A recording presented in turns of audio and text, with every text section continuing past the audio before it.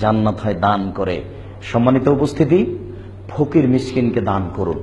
ফকিরকে, যে মানুষের বাড়িতে ভিক্ষা চায়, মিসকিনকে চাইতেও পারে না, সংসারও চলে না, সে হলো মিসকিন। বুঝতে পারলেন না মনে হয়? চাইতেও পারে না, সংসারও চলে না, এ হলো মিসকিন। এরপরে এদেশে দান করুন কওমি খারিজি মাদ্রাসা, বেসরকারি প্রতিষ্ঠান। ইসলামকে টিকিয়ে রাখার ভারত, বাংলাদেশ, পাকিস্তানে এক ব্যতিক্রম প্রতিষ্ঠান হচ্ছে বেসরকারি কওমি খারিজি মাদ্রাসা। সম্মানিত উপস্থিতি, নিঃস্বার্থপর ভাবে ছেলেরা এখানে পড়াশোনা করে, শিক্ষকগণ এখানে শিক্ষা দিয়ে থাকেন। এর পিছনে কোনো উদ্দেশ্য থাকে না, একমাত্র আল্লাহকে সন্তুষ্ট করা, দিন জানা বুঝা। তবে অবশ্যই বেদাতি প্রতিষ্ঠানে দান করবেন না। ওই যে কুলখানি করে, চাহালাম করে, চল্লিশা করে, 5টা ছেলে এসেছে আপনার বাড়িতে পড়তে, তো ওরা এভাবে পড়ছে। খুব আমাকে আজকে মোবাইলে বলছিল এক ভদ্রলোক যে আমি এখানে দান করব না। আমি খুব আপনার বক্তব্য শোনার পরে মার্ক করেছিলাম, 10টা ছেলে ডেকেছি, কোরআন মাজিদ পড়ছে, আমি খুব মার্ক করে আছি, দেখছি যে এমনি ঝুঁকছে। কোরআন মাজিদ পড়তে এসেছে আমার বাড়িতে 10টা ছেলে, তো এমনি ঝুঁকছে। 1-2 ঘন্টা পরে হাফেজ সাহেব বলছেন যে আমাদের হয়ে গেছে।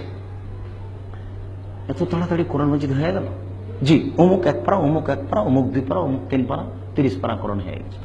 এবার ছেলেগুলো বাড়ির দিকে আগিয়ে যাচ্ছে, তখন বলছে তুই কয় পারা পড়েছিস রে? বলে আমি 1 পৃষ্ঠে। তুই কতক্ষণ?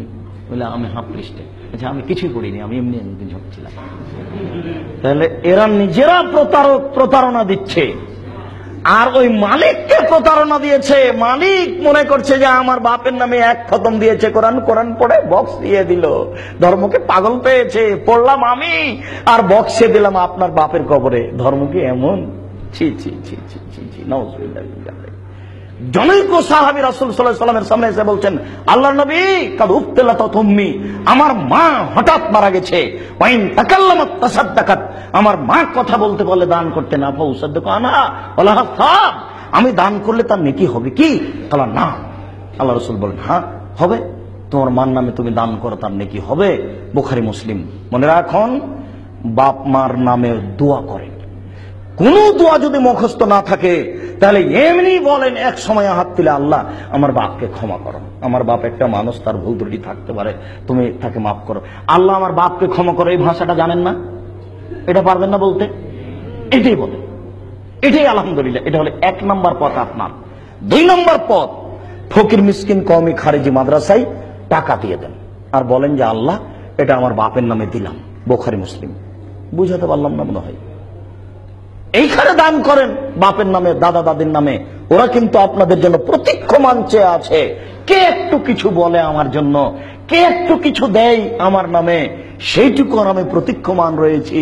আল্লাহ তার প্রতি দয়া করবেন, তাকে মাফ করে দিবেন।